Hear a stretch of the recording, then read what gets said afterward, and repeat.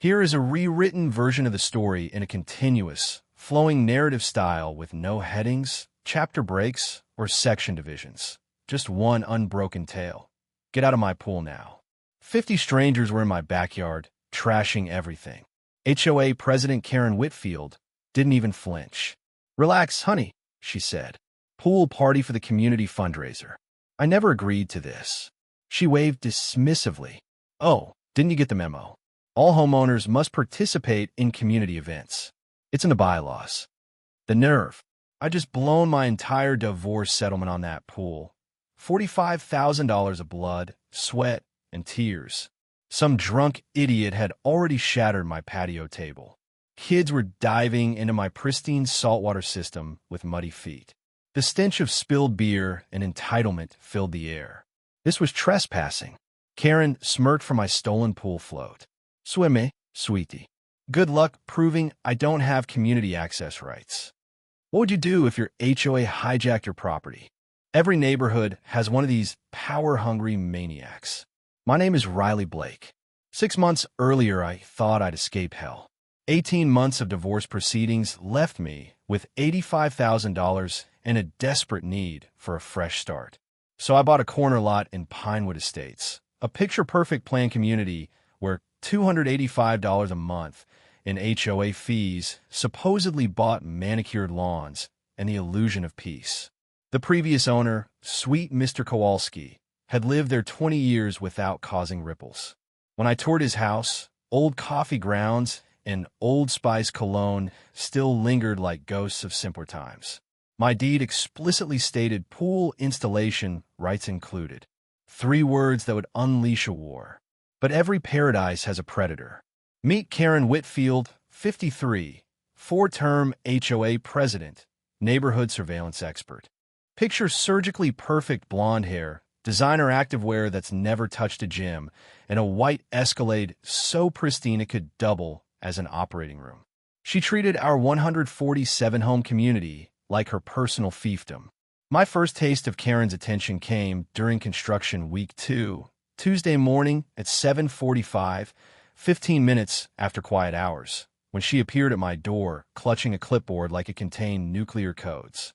"Riley, sweetie, we have a situation." Her voice dripped artificial honey that made my morning coffee taste like poison. "Multiple residents complained about your construction noise. The community has standards, after all." Multiple complaints. I knew exactly 3 neighbors by name. Construction started at 8. "Actually, honey, I personally witnessed your workers arriving at 7:47. That's a clear violation." She'd been watching, timing them with a stopwatch. That triggered an emergency HOA meeting in our beige community center that reeked of burnt coffee and broken dreams. Karen packed the room with her disciples, graciously allowing me 3 whole minutes to defend myself. "We simply want what's best for property values," she announced, her smile sharp enough to slice diamonds. Surely we all agree on that priority. The way she weaponized we, while boring holes through me with her stare, made my skin crawl. But Karen's masterstroke came next. My pool completion got delayed 3 weeks because she kept challenging perfectly legal permits. Then the truth emerged. She'd contacted my pool company directly, impersonating an official authority. "Ma'am, she seemed legit," my contractor admitted sheepishly. "Had official forms, claimed she was preventing community liability issues, said you might lose your house if we continued without proper authorization." The sheer audacity was staggering. She convinced my contractor that I was endangering my property with my legal project. When construction finally resumed, Karen launched daily surveillance missions. Every morning at 8:01 sharp, she'd materialize with her precious notebook, documenting phantom violations. The metallic scratch of her pen against paper became my personal torture soundtrack. "Just ensuring full compliance, sweetheart," she'd chirp while photographing my workers from 17 different angles. Soon neighbors started shooting me pitying glances. Dr. Sarah Martinez, our pediatrician, whispered warnings about Karen's previous victims. Marcus Thompson, a retired teacher and the only soul brave enough to challenge Queen Karen, shared war stories. She destroyed the Johnsons over fence height, Marcus revealed. measured it 23 times with different rulers until one finally showed a quarter-inch violation. That's when the truth crystallized. This wasn't about community standards or property values. This was about dominance. Karen had ruled unchallenged so long that any homeowner threatening to outshine her became an enemy requiring elimination. My pool represented everything she couldn't control: success, independence, the audacity to improve my property without begging permission. I thought harassment was her endgame. I was catastrophically wrong. Karen was just establishing dominance before the real assault began. 2 weeks later, she declared war and brought fake reinforcements. I was testing my pool's filtration system, savoring that perfect mechanical hum, when Karen's pristine Escalade invaded my driveway. She strutted out wearing a hard hat, so knew the price tag was probably still attached, clutching a clipboard thick enough to stop bullets. Behind her shuffled a guy in a wrinkled polo with Inspector printed on what looked like a church name tag. The smell of stale cigarettes and desperation followed him like a lost puppy. "Riley, sweetie," Karen's voice could strip paint. "Meet Bill Morrison from County Safety. Time for your mandatory compliance review." This inspector looked about as official as a mall Santa in July. His equipment, a rusty tape measure and a camera that belonged in the Smithsonian. "Ma'am, we've had reports," Bill mumbled, avoiding eye contact like a guilty teenager. "Safety violations, electrical issues, drainage problems. I have all my permits." "HOA standards exceed city codes, honey," Karen interrupted, her smile sharp enough to cut glass. "We're protecting everyone's investments here." They spent an hour measuring my pool deck with the precision of NASA engineers, photographing every angle like they were documenting a crime scene. Bill's heavy breathing, mixed with Karen's aggressive pen scratching, created the world's most annoying soundtrack. But Karen had just made a fatal error. That night, my divorce-sharpened research skills kicked in. My attorney had drilled into me: always verify anyone claiming authority. Real inspectors carry official credentials, work for legitimate agencies, and document everything publicly. This clown had none of that. Discovery 1 made me laugh out loud. Bill Morrison wasn't a county inspector. DMV records showed he drove delivery trucks for Karen's husband's mortgage company. LinkedIn confirmed it. He was Karen's brother-in-law. The family business apparently included fraud. Discovery 2 made me giggle. The violation letter was dated 3 days before their visit. Karen had written up violations before even seeing my pool. I remember my lawyer's words about pre-written documents being smoking guns in harassment cases. Discovery 3 made me downright giddy. Impersonating government officials carries 6 months jail time in our state. But the absolute jackpot made me pour a celebration drink. Karen's own 2019 deck expansion was completely unpermitted. 400 square feet of illegal construction, and she'd never filed a single form. The next morning, I made 3 calls that would ruin Karen's week.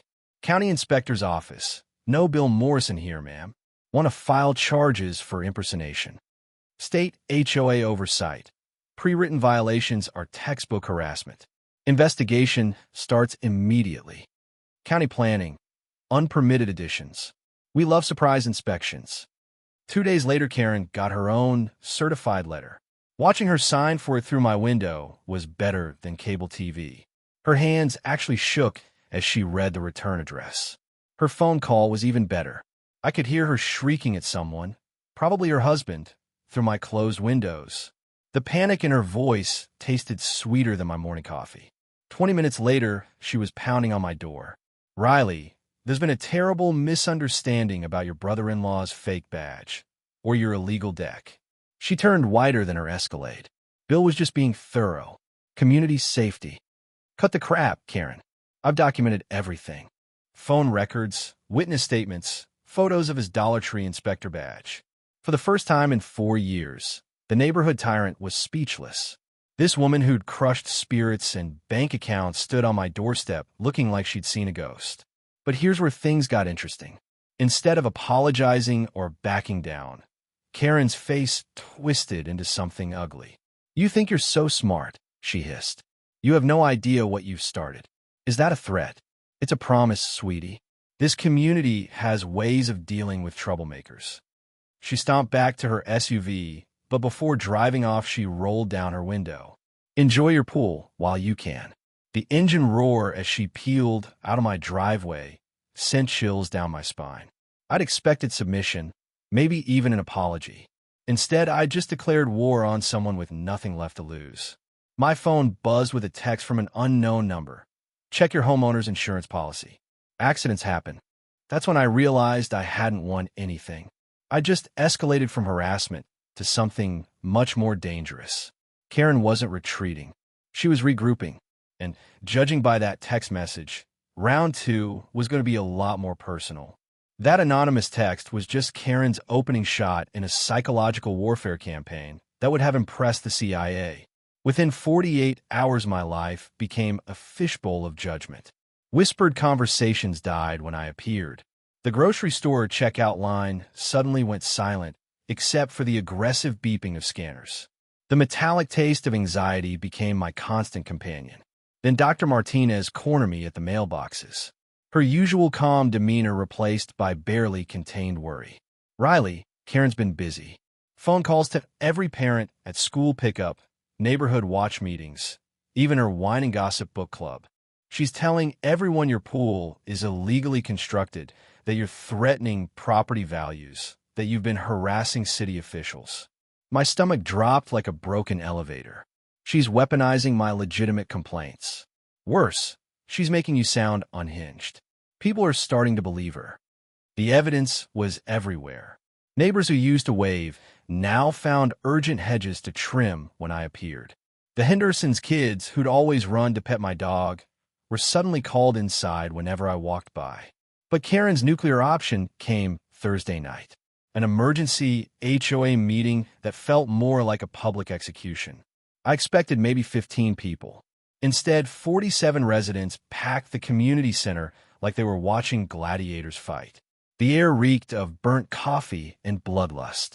"Thank you for prioritizing community safety," Karen began, standing behind a laptop like a prosecutor with evidence. "We have serious concerns requiring immediate attention." She prepared a PowerPoint presentation. Slides with photos of my pool, red arrows pointing at imaginary problems, bullet points listing fabricated dangers. Drainage issues threaten the Petersons Foundation. Electrical violations risk neighborhood fires. Construction disruption has affected residents' health and well-being. The lies flowed smoother than aged whiskey, but her real masterstroke came during community input. Mrs. Patterson rose like a wronged widow. The construction noise triggered my migraines. I've barely slept in weeks. "My realtor says the whole street's property values are dropping," Mr. Kim added, nodding gravely. One by one, Karen's disciples testified to my crimes against suburban tranquility. The sound of their manufactured outrage mixed with folding chair squeaks created a symphony of orchestrated hatred. Then Marcus Thompson stood up, his military bearing cutting through the noise like a sword. I like to see evidence supporting these claims. Silence fell like a dropped anvil. I live next door to Riley. No excessive noise, no drainage issues, no property value concerns. So where exactly are these problems? Dr. Martinez joined the rebellion. As a medical professional, I recognize safety violations. Riley's installation has been textbook perfect. Licensed contractors, proper permits, city approval. What am I missing? Karen's face cycled through red, purple, and back to red. Obviously, not everyone has the technical expertise. Marcus's voice carried enough authority to stop tanks. I built infrastructure in combat zones. I think I could spot a drainage problem. The room's energy shifted like tectonic plates. Karen was losing control, but she had one final grenade. "Fine, since you're all so confident about your neighbor's integrity." She produced a manila folder with theatrical flair. "I've been corresponding with city officials about the harassment they've endured from certain residents." Ice water replaced the blood in my veins. Frivolous complaints, wasted taxpayer resources, false accusations against city employees. The inspector's office is considering legal action against residents who abuse the system with neighborhood vendettas. Brilliant. She turned my legitimate reports about her fake inspector into evidence of my instability. Several neighbors shifted uncomfortably, shooting glances my way. The taste of defeat filled my mouth like copper pennies. But then Marcus smiled, and that smile was terrifying. Karen, I'd love to examine those city documents. Official correspondence includes case numbers, reference codes, supervisor signatures. Mind sharing those specifics? That's not really, because I called the city after this meeting was announced. Interesting conversation. The temperature in the room dropped 10 degrees. Karen's triumphant expression flickered like a dying light bulb. They mentioned an active investigation into inspector impersonation. Said they were extremely grateful to the whistleblower who reported it. Called it a serious felony that endangered public safety. Karen's face went whiter than fresh cocaine. They also mentioned expanding their investigation to include unpermitted construction violations throughout the neighborhood. Apparently, several properties have illegal additions never filed with the county. The room erupted in whispers as neighbors remembered Karen's mysteriously expanded deck. But instead of surrender, Karen's eyes flashed with something darker than anger. Desperation mixed with pure malice. "This meeting is adjourned," she announced, slamming her laptop shut. As people filed out, she cornered me near the exit. "You think Marcus can protect you?" she whispered, her breath hot against my ear. "Think again, sweetie. I know where you work." That threat hit me like a physical blow. My job, my livelihood, was about to become Karen's next target. Karen's threat about my job wasn't idle. She struck with surgical precision, aimed at destroying my entire life. Monday morning, I was debugging code when my phone exploded with the worst call possible. "Riley, we need to talk immediately." My boss's voice carried the chill of corporate death.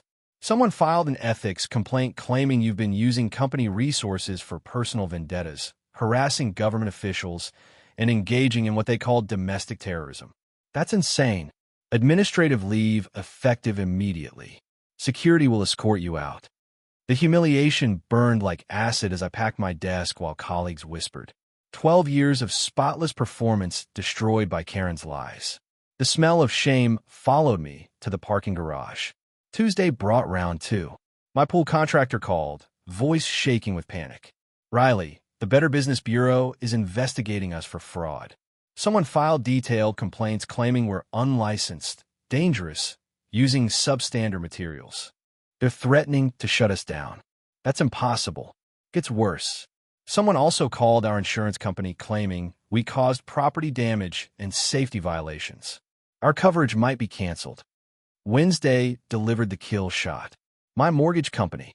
"Miss Blake, we've received concerning information about unauthorized modifications violating your loan agreement." Someone provided photos suggesting major structural changes without our approval. "We're requiring immediate inspection and possible loan acceleration." Loan acceleration. They could demand full payment of my $340,000 mortgage within 30 days. Karen wasn't just trying to ruin me. She was trying to make me homeless. That evening, Detective Morrison appeared at my door, his expression grim as winter. "Ms. Blake, I'm investigating multiple complaints filed against you. Identity theft, harassment of elderly neighbors, impersonating city officials, filing false police reports." My legs nearly buckled. "I'm the victim here." "Ma'am, I have sworn statements from 3 residents claiming you've been terrorizing them. Photos of alleged damage to their property, voice recordings of threatening phone calls." The room spun like a carnival ride. Karen had built an entire false narrative with multiple witnesses, fake evidence, fabricated recordings. She turned the entire neighborhood against me while positioning herself as the terrified victim. "Do you have documentation supporting your side of events?" Thank God for my software engineering paranoia. I pulled up my evidence folder. Screenshots, timestamps, audio recordings, witness statements. But as Detective Morrison reviewed them, his frown deepened. "This is impressive documentation, but there's a problem. The complainants are claiming you fabricated all this evidence to cover your harassment campaign." My blood turned to ice water. Karen had anticipated my evidence and neutralized it by claiming I'd faked everything. They're saying you used your technical skills to create false timestamps, edit audio recordings, even manipulate photographs. The elderly residents are terrified you'll escalate to physical violence. The genius of Karen's strategy hit me like a sledgehammer. She'd weaponized my own competence against me. The better my documentation, the more it proved I was a skilled manipulator capable of elaborate deception. Detective, you have to believe me. Miss Blake, I have to follow the evidence right now. That evidence suggests you're either a victim of an elaborate conspiracy or you're running a sophisticated harassment campaign against vulnerable neighbors. He handed me a temporary restraining order. You're forbidden from contacting Karen Whitfield, attending HOA meetings, or approaching any of the complainants. Violation means immediate arrest. The paper felt like burning coal on my hands. Thursday morning brought the final domino. My employer's security department called. Riley, the ethics investigation has expanded. The complainant provided evidence of you using company equipment to hack into government databases and neighbors' personal information.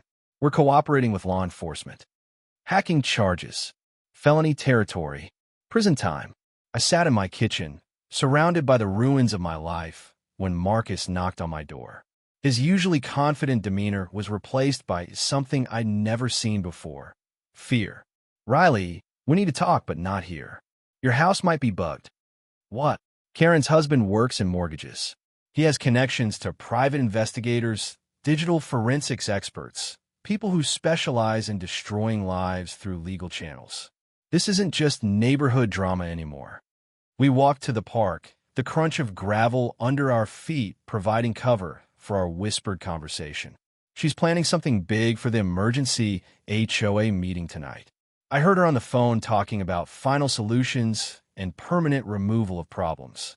The autumn air carried the smell of dying leaves and impending doom. Marcus, I can't even attend HOA meetings. I have a restraining order. His smile was grim as winter. That's exactly what she's counting on. She's going to call for a vote to force you to sell your house. Claims you're a danger to community safety. Can she do that? Not legally, but if she convinces enough neighbors you're a threat, they might not care about legality. The trap was perfect.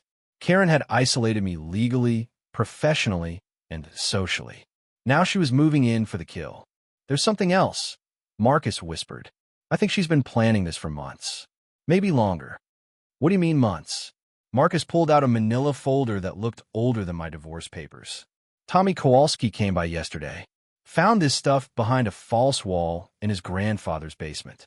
The old man hid it before he died. The musty smell of aged documents mixed with the scent of rotting leaves hit me as he opened the folder. Inside were yellowed papers, faded blueprints, and bank statements that made my vision blur. Original HOA incorporation documents from 2019. Marcus explained, his voice tight with controlled rage. Look at this line item. He pointed to a budget entry that made my knees buckle. Community pool construction, $180,000 collected from all residents. Every single homeowner paid monthly assessments for 18 months. Karen collected this money for a community pool that was supposed to be built exactly where the playground sits now. My hands trembled as I flipped through bank statements. Regular deposits, steady transfers, then suddenly nothing. The money had vanished like smoke. Where did it go? Into the pockets of Whitfield Construction Management, Karen's brother's shell company. Same clown who pretended to inspect your pool. The pieces snapped together like broken bones healing. She'd been robbing the entire community for years. Invoices were itemized confessions.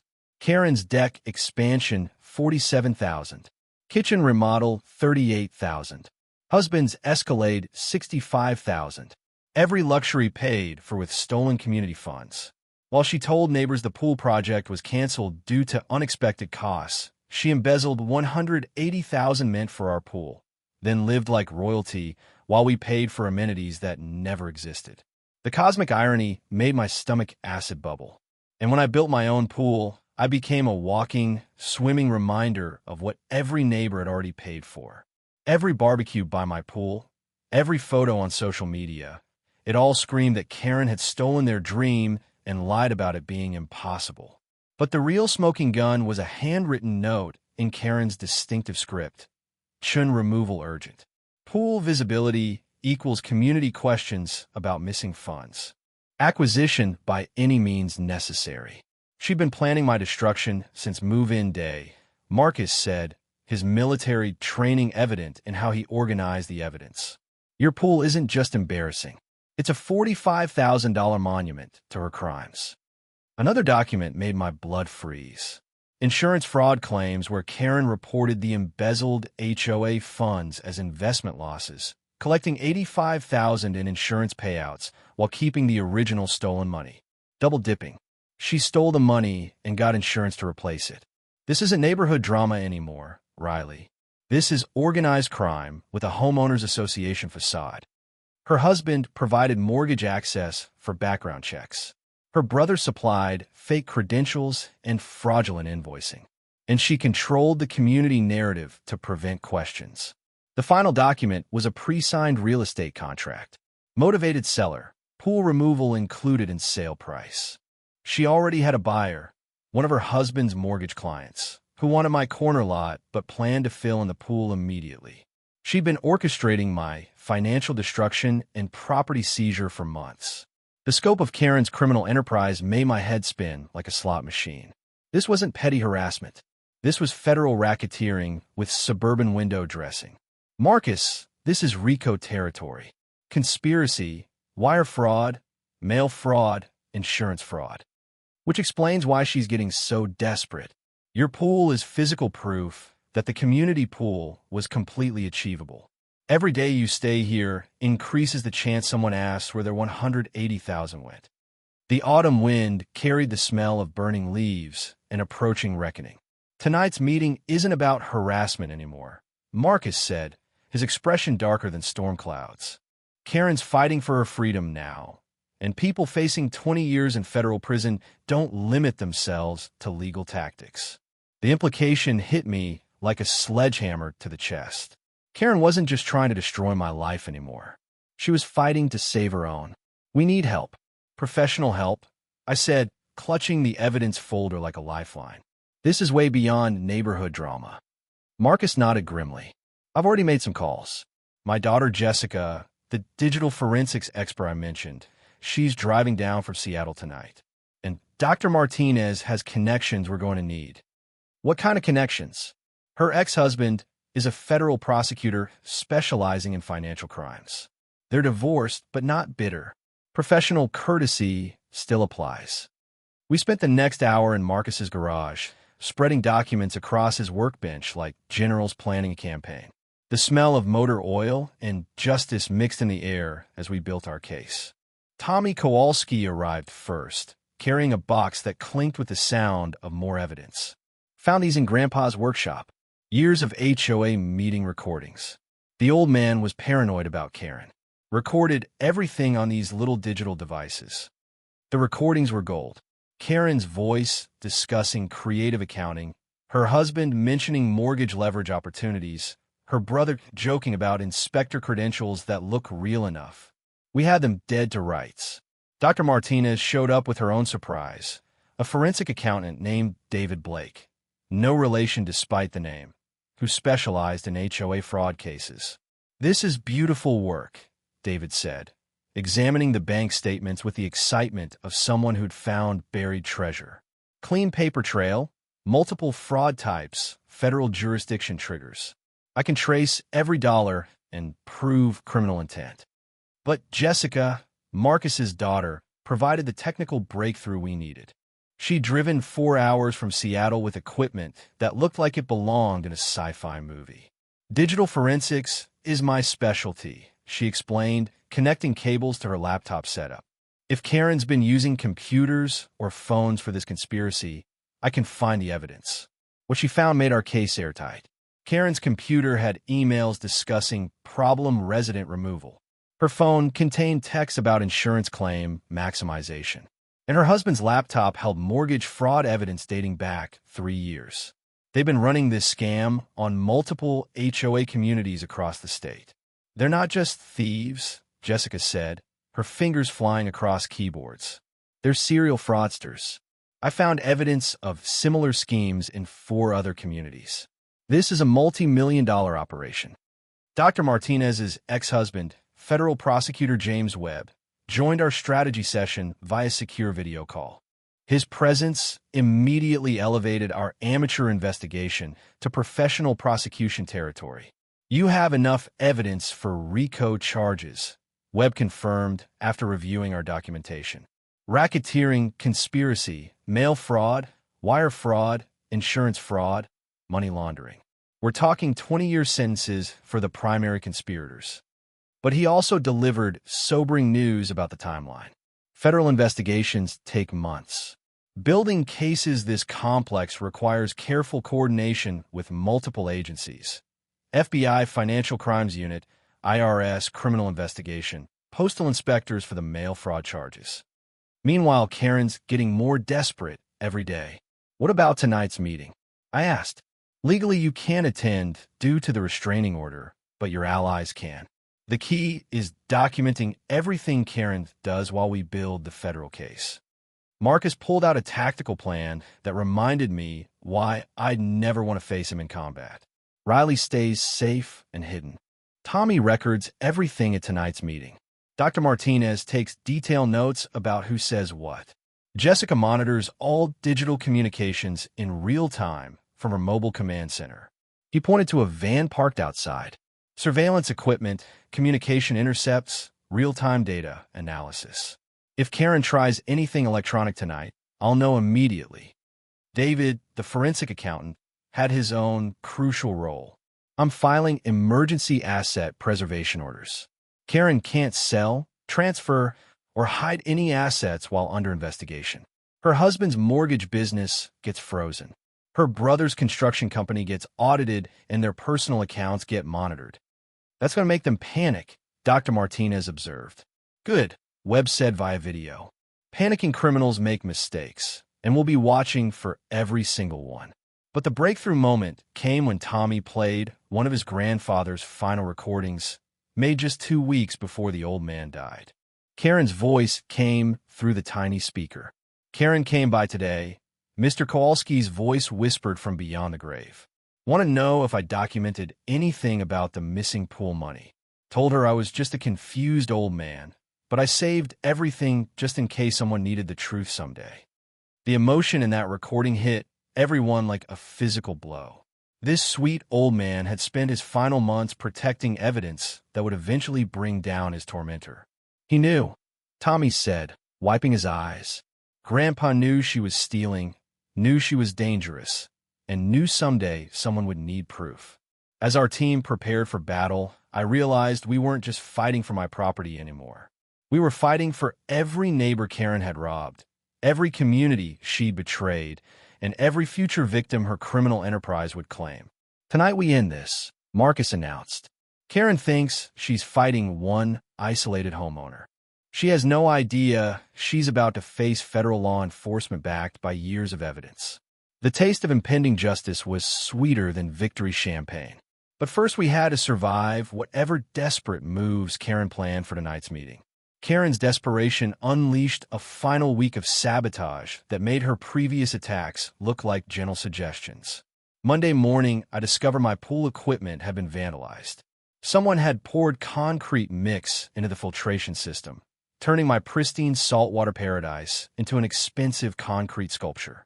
The acrid smell of chemical reactions filled the air as I stared at $8,000 worth of destroyed machinery. But the security cameras Jessica had installed caught everything. "Look at this," she said, pulling up crystal-clear footage on her laptop. 2:47 a.m. Karen's husband and brother sneaking around your backyard with bags of concrete mix. "That's criminal vandalism," I said, watching them destroy my equipment with the methodical precision of experienced saboteurs. Gets better. They're wearing identical work shirts from Emergency Pool Repair Services, a company that doesn't exist. They're creating fake paper trails to justify being on your property. Tuesday brought psychological warfare.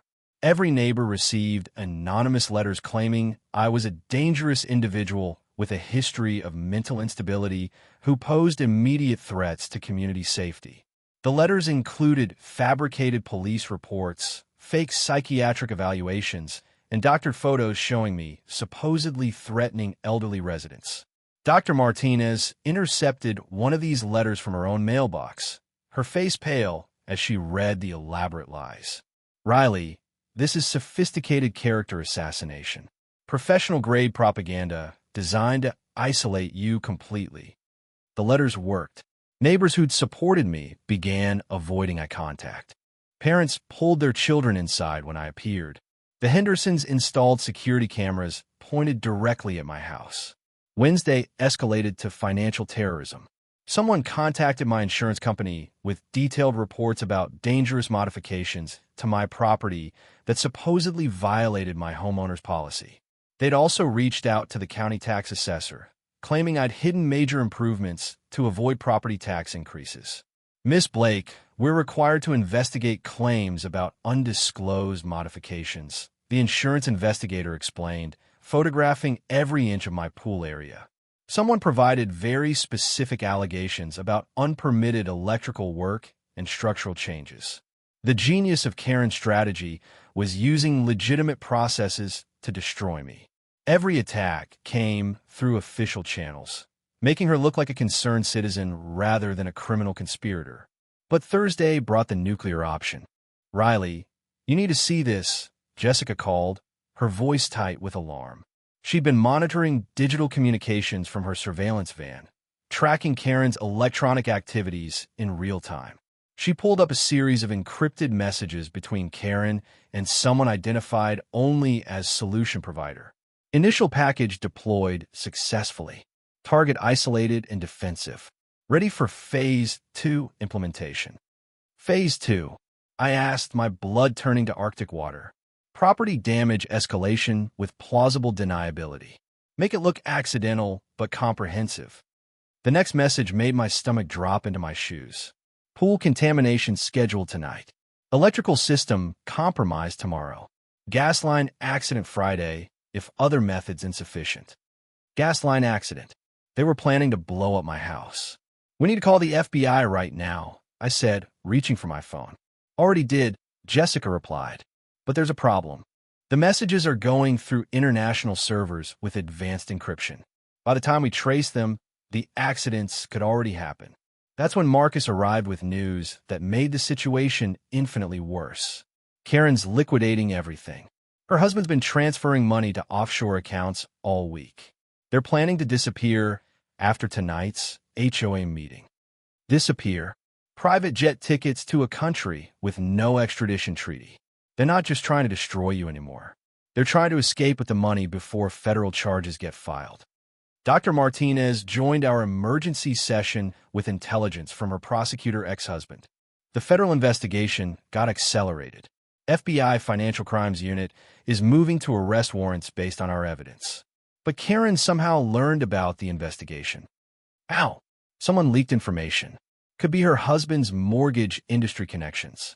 Could be corruption in local law enforcement. Point is, she knows federal agents are coming. The implications hit like thunderbolts. Karen wasn't just desperate anymore. She was cornered. And cornered criminals with nothing to lose become infinitely more dangerous. Tonight's meeting isn't about community votes, Marcus said grimly. It's about creating chaos while they execute their escape plan.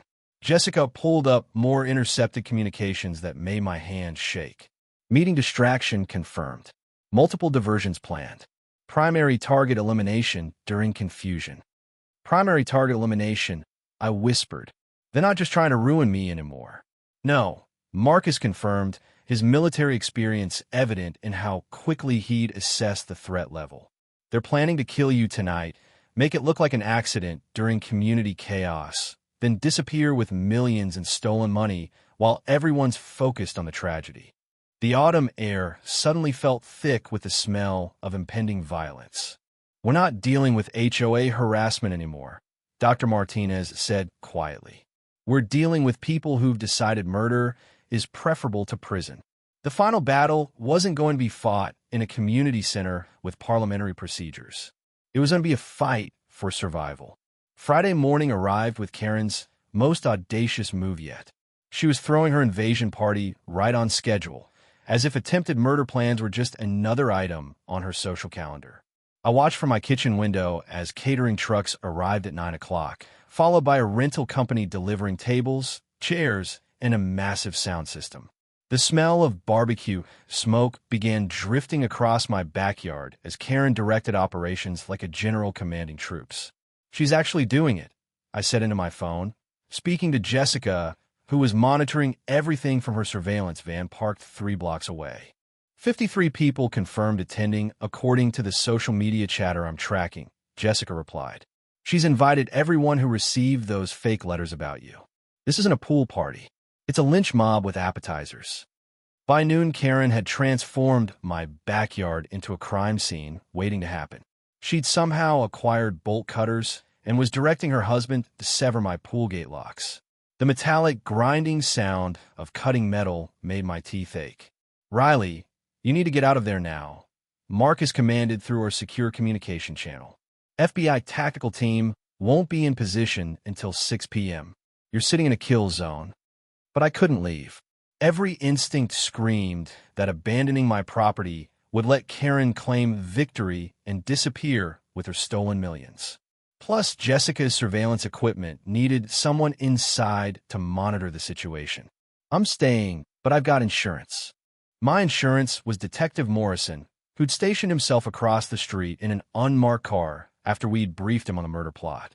He couldn't arrest anyone without federal backup, but he could document everything and respond to immediate threats. At 2 p.m., the party guests began arriving, and I realized Karen's psychological warfare had worked perfectly. These weren't just neighbors.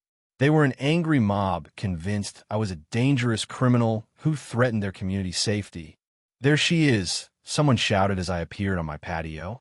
"The crazy one who's been terrorizing everyone." Mrs. Patterson led a group of elderly residents toward my house, waving printed copies of the fake police reports about my supposed mental health issues. "We know what you've been doing," she screamed. "Harassing our HOA president, filing false complaints, threatening violence against senior citizens." The crowd's energy felt electric with misplaced righteousness. Karen had turned my neighbors into unwitting accomplices for whatever she planned next. But the real horror show began when Karen took center stage by my pool, using the portable microphone system like she was hosting a rally. "Friends, thank you for coming to reclaim our community space," she announced, her voice amplified across the entire neighborhood. "Today we take back what belongs to all of us." The crowd cheered as Karen's brother began setting up what looked like demolition equipment near my pool house. "She's going to destroy everything," I whispered to Jessica through my earpiece. "Worse than that, look at what her husband's carrying." I peered through my blinds and saw Karen's husband approaching my house with what looked like electrical equipment and several red containers that reeked of gasoline. "Gas cans and electrical tools," Jessica confirmed. "They're planning to make it look like an electrical fire that spreads to a gas explosion. You'll be trapped inside." The house burns down, and they claim it was an accidental tragedy during their community event. The diabolical genius of the plan made my blood freeze. 50 witnesses would swear Karen was hosting a peaceful community gathering when my house spontaneously combusted due to faulty wiring from my illegal pool installation. "Riley, get out now." Detective Morrison's voice crackled through the emergency channel. "I can see them positioning around your house. This is about to turn lethal."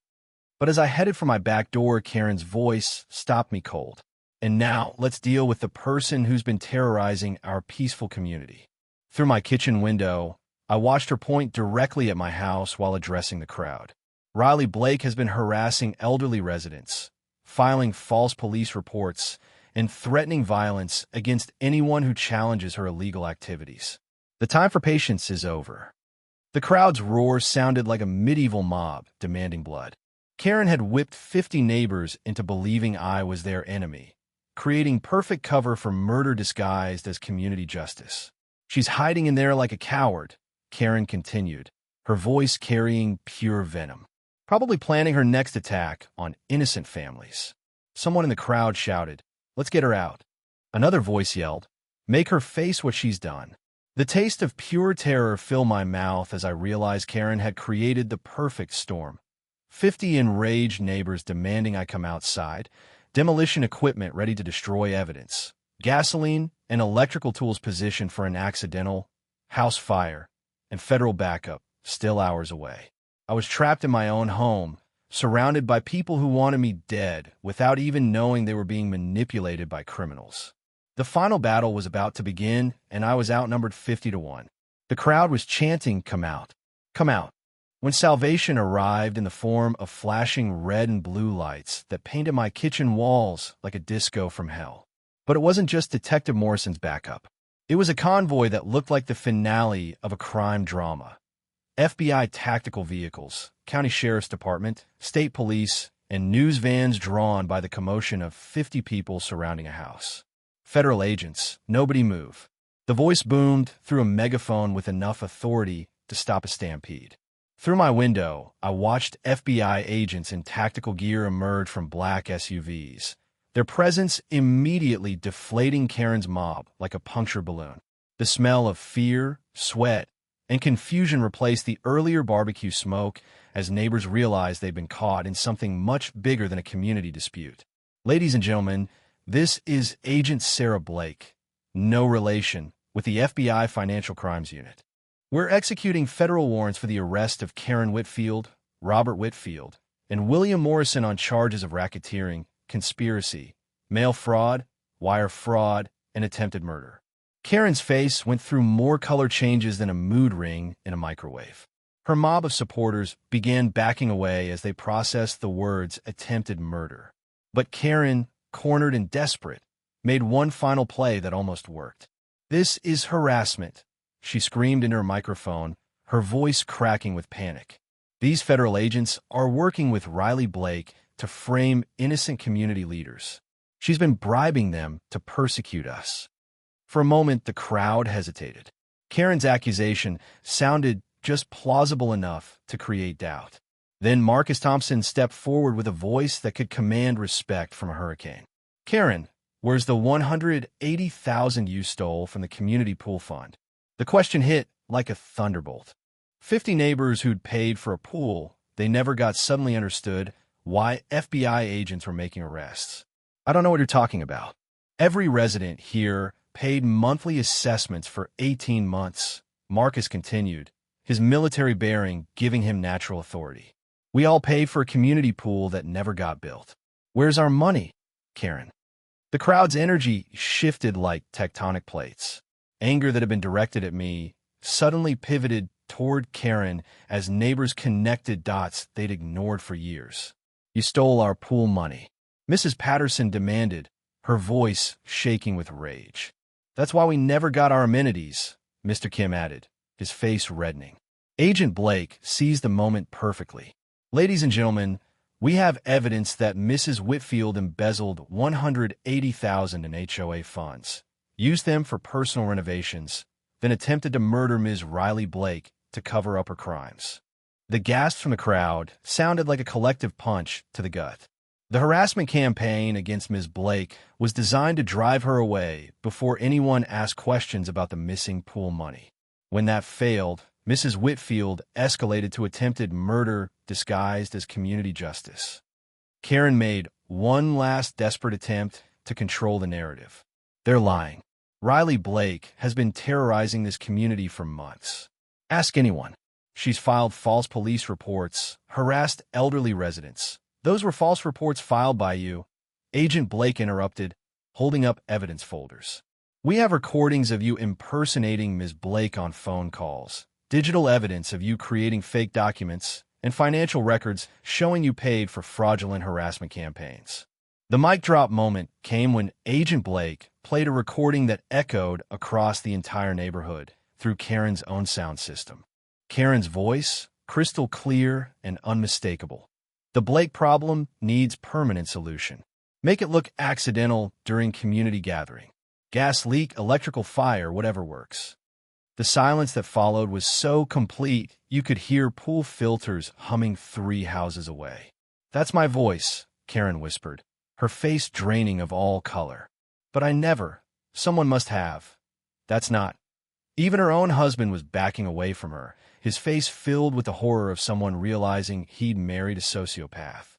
"Karen Whitfield, you're under arrest," Agent Blake announced as federal agents moved in with handcuffs. "You have the right to remain silent." The crowd watched in stunned silence as the woman who'd terrorized their neighborhood for years was led away in federal custody. News cameras captured every moment as Karen's empire of lies collapsed in real time. But the most satisfying moment came when Mrs. Patterson approached me with tears in her eyes. "Riley, we owe you the biggest apology in the world. We believe her lies about you while she was robbing us blind." One by one, neighbors came forward with their own apologies, their own shame at being manipulated, their own gratitude that I'd survived long enough for the truth to surface. "You saved our community," Dr. Martinez said, giving me a hug that felt like forgiveness. "If you hadn't fought back, she would have stolen everything and disappeared." As federal agents loaded evidence into trucks and Karen's co-conspirators were arrested, I finally felt safe enough to step outside my own home. The taste of justice was even sweeter than I had imagined. 6 months later, I'm floating in my pool watching neighborhood kids splash around during our weekly community barbecue. And the water tastes like chlorine mixed with pure vindication. Karen got 3 years in federal prison plus $400,000 in restitution. Her husband 2 years for mortgage fraud conspiracy. Brother Bill 18 months for impersonating officials and construction fraud. All banned from HOA management forever. The sound of those prison doors slamming was sweeter than my pool's perfectly calibrated filtration system. But the real victory was our community's transformation. The recovered funds, $340,000 with penalties, gave us choices beyond our wildest dreams. Instead of just building the Promise Pool, we created the Kowalski Community Center, a stunning facility with a community pool Karen stole, plus playground, fitness center, and meeting spaces that actually serve residents instead of enabling tyrants. Tommy's grandfather would have loved watching construction crews build what his hidden evidence made possible. Every nail hammered felt like justice for the sweet old man who'd secretly protected us all. My pool became neighborhood headquarters during construction. Weekend barbecues turned my backyard into Recovery Central. The smell of grilling burgers mixing with children's laughter created the soundtrack of a community healing itself, one shared meal at a time. Dr. Martinez won HOA presidency in a landslide, immediately implementing transparent finances and term limits, preventing future dictatorships. Marcus became treasurer, bringing military-grade accountability to every penny. "No secret kingdoms anymore," Sarah announced at her first meeting. "Every decision gets documented, every vote recorded, every voice heard equally." Our case sparked nationwide change. Agent Blake told me we'd inspired federal legislation strengthening HOA oversight across America, helping convict corrupt boards in 17 states. "You started a revolution," she said. "Communities everywhere use your case as their roadmap for fighting back." My employer promoted me to cybersecurity director after my documentation skills impressed executives company-wide. Turns out the obsessive detail that survived Karen's attacks made me excellent at protecting corporate data from other kinds of predators. But personal healing meant everything. Tommy moved back permanently, becoming my closest friend and next-door neighbor. We spend evenings on his grandfather's porch drinking beer and sharing stories about the man who'd secretly saved us. Jessica launched a digital forensics business specializing in HOA fraud, using our case as proof of concept. She's helped homeowners in 12 states document corruption and recover millions in stolen funds. The romance nobody saw coming. Detective Morrison asked me out after the trial concluded. Apparently, investigating attempted murder together creates unique relationship foundations. He proposed last month beside my pool, the same spot where everything started. But the moment that made everything worthwhile happened when Mrs. Patterson brought her granddaughter to our community pool's grand opening. "Miss Riley," 6-year-old Emma said with adorable seriousness, "Grandma says you're why we have our swimming pool." "We all work together, sweetheart," I corrected gently. "But you started fighting the bad lady first, right?" Mrs. Patterson's eyes sparkled with tears. That's exactly right, Emma. Miss Riley taught us how brave people stand up to bullies. That's when I understood the real victory. It wasn't defeating Karen or recovering money or even getting justice. It was proving ordinary people can topple corruption when they refuse to fight alone. The Kowalski Community Foundation, funded by restitution payments, now provides legal aid to homeowners battling HOA abuse nationwide. We've recovered over $2 million in stolen funds and saved dozens of families from losing homes to corrupt boards. Monthly emails pour in from people sharing their HOA nightmares. Most ask, what would you do? My answer never changes. Document everything. Find allies. Never surrender to bullies masquerading as authority. Because sometimes defeating monsters requires becoming the hero your community desperately needs. The smell of chlorine still makes me smile. My pool, the catalyst that exposed a criminal conspiracy, now hosts children's birthday parties, neighborhood celebrations, and summer evenings filled with the laughter of friends who became family through shared struggle. Every splash reminds me that standing up to corruption doesn't just save yourself. It saves everyone who comes after. Karen thought she could steal our dreams and destroy anyone who challenged her kingdom. Instead, she created the catalyst for the strongest, most united community I've ever experienced. Justice tastes even better when it's shared with people worth fighting for. Got your own HOA horror story? You're not alone in this battle. And if this story inspired you to stand up to the petty tyrants in your neighborhood, keep sharing those tales. More outrageous neighborhood showdowns are just around the corner.